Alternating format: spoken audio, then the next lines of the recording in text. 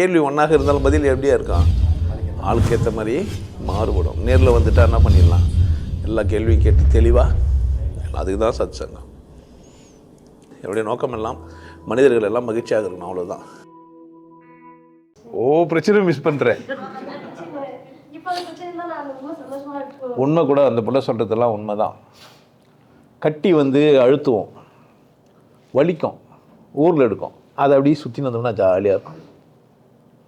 கட்டி வரப்போதா, திரும்ப கட்டி வந்தால் என்ன பண்ணலாம், அந்த மாதிரி ஊரில் எடுக்கலான்னு டென்ஷன் ஆகிடுவோம். ஊரில் எடுத்தது சொஞ்சின்னு வந்தோம், இப்போ ஊரில் எடுக்கலையே என்ன பண்ணுவோன்னா மறந்துச்சே, நான் நல்லா மனசு விட்டு ஆயிரத்துக்குலையே ஊரில் யாருமே சாவலையே, இதெல்லாம் கூட தோணும் மனுஷனுக்கு. இதெல்லாம் இயல்பு தான். நீ சொல்கிறது நிறைய பேர் சொல்கிறது இல்லை. பிரச்சனை இருக்கலாம் பொழுதே, கடவுள் நினைக்கிறதுக்கு ஒரு சந்தர்ப்பமாக இருக்கும் பொழுது அங்கே தானே. அப்போ தான் நான் கடவுளையும் யோசித்தேன். அந்த ரோகிதாஸ் அப்படி தான், குஷ்டரோகி. அவன் அனுப்பின்னு இருக்கும்போது முருகாக கடவுளே நான் யோசிச்சுன்னு இருந்தான். ஒரு ரோகிதாஸ்னு ஒருத்தன் குஷ்டரோகி, அவன் தான் கடவுள் பக்தியிலே சிறந்தவனா. கொக்கு சொல்லிட்டு போயிடுச்சுன்னு அங்கே போய் இப்போ தேடி பார்த்தா அவனுக்கு குஷ்டரோகி. அவன் அனுத்துறதே கடவுளை, வலியே கடவுளுக்காகன்னு நினச்சிக்கிறான் அவன்.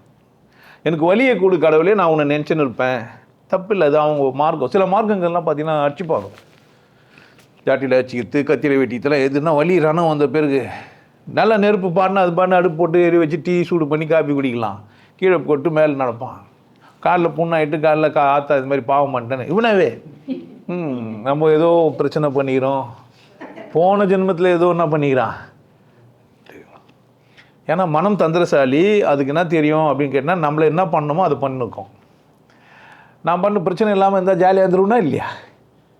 அப்போ ஜாலியாக இருந்தால் ஒன்று தோணும், நமக்கு பிரச்சனை இல்லையே, நம்ம நினைக்கிறதுக்கு எதுவுமே இல்லையே, ஒன்று நினைக்க முடியலையேன்னு தோணும். அப்போ பிரச்சனை என்ன பண்ணேன், வரமா குடுன்னு வரா கேட்பான். அப்படி இல்லையே வாழ்க்கை, அப்படி இல்லை. எனக்கு பிரச்சனை இல்லைன்னா பிரித்தியாருடைய பிரச்சனையை சரி பண்ணலாம் தானே, நான் பண்ணலாமா பண்ணக்கூடாதா? நான் அதை பார்க்கறதே இல்லையே. என்னை ஏன் வசதியாக்க கடவுள் கேட்கவே இல்லை ஒருத்தனும். நான் என் நண்பனுக்கு எத்தனையோ வாட்டி சொன்னுக்கிறேன், டேய் நீ பிஸ்னஸ் பண்ணுறதே இந்த 4 பேர் என்ன பண்ணுறதுக்கு, வாழ வைக்கிறதுக்கு தான். அந்த நினைப்பு வரைக்கும் உன் பிஸ்னஸ் எப்படி இருக்கான், நல்லா இருக்கும். என்ன பண்ணேன், ஒழுங்காக பண்ணு. அதில் யாரா நீ 10 ரூபா நஷ்டம் 10 ரூபா லாபம்னு பார்க்குறதுக்கு உன் மயிர் என்ன வேலை செய்ய, கம்பெனி நத்துற ஆர்டர் வாங்கி என்ன பண்ணு, நீ வேலை செய்யணும். 5 ரூபா நஷ்டமாக இருந்தால் இருந்துன்னு போயேன், எவ்வளோ லாபம் பார்த்து 5 ரூபா நஷ்டம் பார்க்கலாம் தானே. இல்லை லாபம் மட்டுமே பார்த்துன்னுக்கிறான்னு நினைக்கிறவங்களாம் வாழ்க்கையில் வெற்றி பெறல. புரியுது என்ன சொன்னேன்? நான் என்ன பண்ணுவேன், போட்டுட்டோம் தூட்டுட்டோம். ஆனால் நான் என்ன பண்ணுவேன், ஒரு நீரோடை போல் வாழ்ந்து நிற்கணும். நான் எனக்கு பிரச்சனை வரலாம், அசிங்கம் பற்றலாம், ஆனால் நான் என்ன பண்ணுங்கண்ணே, என் செயலை செஞ்சுனே இருக்கணும், அவ்வளோதானே. நான் ஏன் துக்கப்படுறோம் சந்தோஷப்படுறேன், துக்கம் வந்தது போயிடுச்சு, அவ்வளோதான். அது வந்தது அது போயிடுச்சு, ஏன் பிரச்சனையே இது, அது துக்கத்தோட பிரச்சனை. அது துக்கத்துக்கே பிடிக்கல நம்மளுக்கு. இவன் என்ன பண்ணாலும் இதையும் என்ன பண்ணுகிறான் வச்சு சந்தோஷப்பட்டுக்கிறான். இனிமேல் இவன் என்ன பண்ணக்கூடாது, போகக்கூடாதுன்னு யார் முடிவு பண்ணுதே, துக்கம் முடிவு பண்ணிடுச்சு. துக்கம் முடிவு பண்ணால் கூட என்னால் உடம்புல பழக்க தோஷம். பழைய நினப்புடா பேராண்டி, பழைய நினப்புடா. போய் துக்கத்தை கூப்பிட்ற ப்ளீஸ் கமான் வா. அப்போ இப்போ பழகிடுச்சு இல்லை, அதை கூட லூஸாக இருந்தாலும் பழகிட்டான்ல, கோனில் இருந்தாலும் எந்தாச்சே உடம்பு இல்லை, துக்கத்தை உடம்பு இல்லை, அவ்வளோ பழகிட்டோம். நானும் அதுவும் ரொம்ப பின்னி பெரிஞ்சிச்சு பெடல் எடுத்துருந்தோம். அதுதான் இப்போ இப்போ ஆடுறதுக்கே சந்தர்ப்பம் வர மாட்டேங்குது. டைம் வந்தால் சோறா போட்டுடுறாங்க, நல்ல வேலை வர கட்சி எனக்கு குழந்தைகளை வர கொஞ்சத்துக்கே நேரம் நல்லா இருக்குது. எங்கே இந்த துக்கப்படுறது, நம்மளே துக்கமாக போனாலும் அது சிரிக்கிறத பார்த்து நம்ம என்ன பண்ண முடியல, அங்கே போய் இருந்து துக்கப்படலனாலும் பழக்க தோஷம். அதெல்லாம் எப்படி மகிழ்ச்சி பழக்க தோஷமோ துக்கமானா தான் பழக்க தோஷம் விட முடியாது. ஆனால் அது இப்போ கஷ்டப்பட்டால் தான் தெரியும், நிறைய பேருக்கு தெரியாது. வறுமையாகவே இருந்திருக்கலாம் பொழுதுதேன்னுவான், நடந்தே போயிருந்தால் கால் இன்னும் கொஞ்ச நாள் நல்லா இருந்திருக்குமோ அப்படின்னுவான். இந்த சைக்கிள் கண்டுபிடிச்சதுனால தான் நம்ம என்ன பண்ணுறோம், ஈஸியாக போயிட்டு நடந்து போனால் அப்படியே அந்த பொம்பளை அப்படி பார்த்துட்டு அப்படி வந்திருக்கலாமே. இப்போ சைக்கிளில் போகிறதுனால அந்த பக்கம் சந்தில் ஒத்தடி பாதையில் சந்தில் 4 வீடு இருக்கும், குளிச்சுன்னு இருப்பாங்க, மஞ்சள் வாசனை வரும், தட்டி பிரிச்சுட்டு பார்த்துட்டு போகலாம் ஸ்கூலுக்கு. சைக்கிள் கொடுத்துட்டு பேர் என்ன ஆகாது, போகிற வழியில் நின்று தட்டி பிடிச்சிட்டு பார்க்க முடியாது. எல்லாம் அனுபவிச்சவங்க தான் தெரியும், இல்லை உங்களுக்கு தெரியாது. நீங்கள் ஒன்று நான் அனுபவிச்சேன்னு நினச்சிங்கன்னா அதுக்காக படம் இல்லை. எனக்கு படம்லாம் காமிச்சாங்க, அப்படிலாம் அப்படி பிரிச்சு குளிப்பார், உள்ளே ஒரு பொம்பளை குளிரான்னு நினச்சி ரொம்ப நேரமாக பார்த்துருப்பாரு. திரும்ப ஆம்பளையாக இருப்பான், இது மாதிரிலாம் நிறைய சீன்கள்லாம் பார்த்து சினிமா பார்த்து கெட்டு போயிட்டேன் நானே கெட்டு போயிட்டேன் நினச்சா யார் தப்பு? நீங்கள் எப்படின்னா நினச்சிக்கோங்க, அது உங்கள் பிரச்சனை. நானே கூட பார்த்துக்கலாம், நான் இல்லைன்னு போய் சொல்லலாம், இல்லை பார்க்காம இருக்கலாம், பார்த்தோன்னு சொல்லலாம், யார் இஷ்டம்?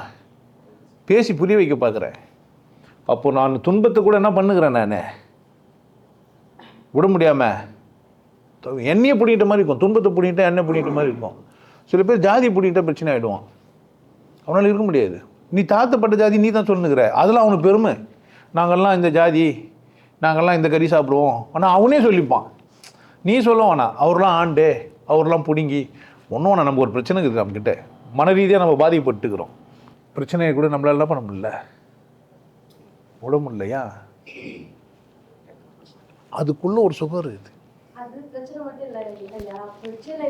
நிறைய பொம்பளைங்க ரெண்டாவது புள்ள பேத்துக்கிட்டே சுகத்துக்காக தான், புள்ள பிறகுற சுகத்துக்காக, செக்ஸ் பண்ணுற காம உணர்ச்சிக்காக இல்லை. அந்த புள்ள உள்ளது வெளியே வரும்போது ஒரு சுகம் இருக்குது. எல்லாம் ஏமாத்திங்கிறாளுங்க நம்மளை. அது பெரிய வலி, செத்து போயிச்சேன், அது கஷ்டம். ஆல்மா எப்படி ரெண்டாவது புள்ள பெற்ற நம்ம, அது ஏதோ இருக்குது, அதில் ஏதோ ஒன்று அந்த மாதிரி அது இருக்கும். அந்த மாதிரி துக்கம் பழகத்தான் அந்த காரணம்.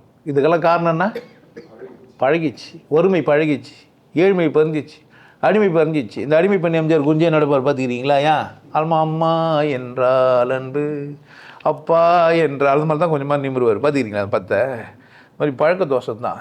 யாருன்னா பார்த்த உடனே டமால்னு ஏன்னா ஆகணும். பழக்கம் தான் மாற்றலாம், பயிற்சி பண்ணால் மாற்றிடலாம். அதெல்லாம் உங்கள் பிரச்சனைங்க. பழக்க தோஷம் தப்பு, அவ்வளோதான். கேள்வி நீ வளர்த்தின்னு போகிறதுனால ஒன்றும் செய்ய முடியாது. தர்க்கத்தில் அது ஜெயிக்கிறது இல்லை. வாழ்க்கை தர்க்கத்துக்கு அப்பாற்பட்டது. நாயை விட கேவலமானவன்டா நீ, நன்றி இல்லாதவன், உடனே உனக்கு குற்ற உணர்வு வந்துடும். ஆமாம் தானே, நம்ம நாயை விட என்ன பண்ணுகிறான் அப்படின்ட்டு. நாய்க்கு சுய தேவை தானே இருக்குதா? இல்லை.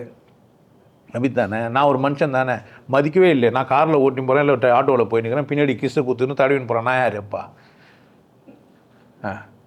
என்னை மச்சியா இல்லையா? மதிக்கலை இல்லை. ஆமாம் தானே, நாய்க்கு தெரியும் அந்த விஷயம்லாம் என்ன பண்ணுங்கிறாங்கன்ட்டு. ஆனால் ஆட்டோ டிரைவர் கனெக்டில் பார்த்துக்கிறாரு, பார்க்குறாருன்னு தெரிஞ்சே பண்ணிக்கிறிய, நியாயமா இது? இப்போ நாய் நன்றி உள்ளதா நன்றி இல்லாததா? எவ்வளோ நன்றி உள்ளவனா இருந்தால் உனக்கு ஆட்டோக்காரனாக்கிறேன், நீ நன்றியோடு இருக்கிறியாடா, உனக்கு காசு கொடுத்து உனக்கு இன்னும் வந்தால் அவங்களை இது மாதிரி பண்ணிட்டேன்னு சொல்கிறேன். சார் நன்றியெல்லாம் இருக்கட்டும், எனக்கு காம உணர்ச்சி இருக்குது, என்ன செய்யலாம்? இப்போ நாயை விட நான் கேவலமானவனா? சும்மா பேசுறது, தர்க்கம் பண்ணுறது, அதெல்லாம் சும்மா பேச்சு. மனுஷன் அப்படின்னு சொன்னால் அவனுக்கு உரிய வேல்யூ ஒன்று இருக்கும். அவன் எதுக்கு நன்றியோடு இருக்கணுமோ அதுக்கு தான் நன்றியோடு இருக்கணும். அப்படி தானே? கல்லை பார்த்து வச்சுன்னு கும்பிட்டுங்கிறான். எவன் வேணா சொல்லிட்டான், ஆடு மாடுலாம் சாப்பிட மாட்டேன், மயிர் பிடிக்க மாட்டேன்னு ஆயிடுறான். எதுனால ஆனால் எவனா கற்று கொடுத்துட்டேன்னா இருத்தே, அது இருக்குமா பிடிச்சிட்டு 15 வருஷம் பழக்கம் சார் விட முடியாதுன்னா நான் என்ன பண்ண முடியும்? துக்கம் பழகிச்சு. யாரை பார்த்தாலும் எப்படிங்கிறேன்னு ஒரு வார்த்தை கேட்டால் போதும், ஃபஸ்ட்டு வந்து ரொம்ப செருப்பு இல்லாமல் வந்து 9வது வரையும் போயிட்டு கண்டேவும் அவ்வளோ பார்த்தீங்களான்னு என்ன அவனுக்கு பிடிச்சிச்சு சனின. அதை விட்டு தான் வெளியே வந்துட்டியா இல்லையா? மனசார செஞ்சுட்டு எதை செஞ்சாலும் திரும்ப பண்ண மாட்டேன். சரியா? துக்கத்தை சரியாக கொண்டாடல போல. ஏதோ வந்தாலும் மறந்துடு, சும்மா அதே நிற்கக்கூடாது.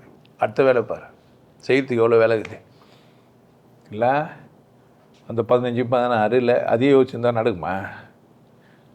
அன்றைக்கி அழகாக தான் இருந்திருப்பேன். அப்படி தானே? கந்து வந்துட்டு பிறகு 2 பிள்ளை பெற்றுட்டு பிறகு இளமையாக இல்லைன்னா என்ன பண்ணுறது? புரியுதா? பழைய கதை இது.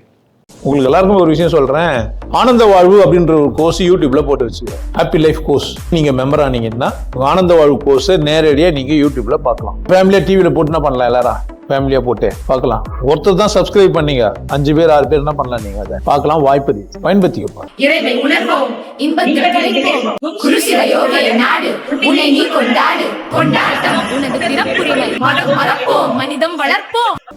நல்லா இருங்க, சிறப்பாக இருங்க, கொண்டாட்டமாக இருங்க. உங்களை நீங்கள் மதிப்பு மிகுந்தவராக மாற்றுறது உங்கள் கையில் தான் இருக்குது. நல்லா இருங்க. நான் ஒரு வாய்ப்பு, என்னை பயன்படுத்திக்கலாம். நல்லது.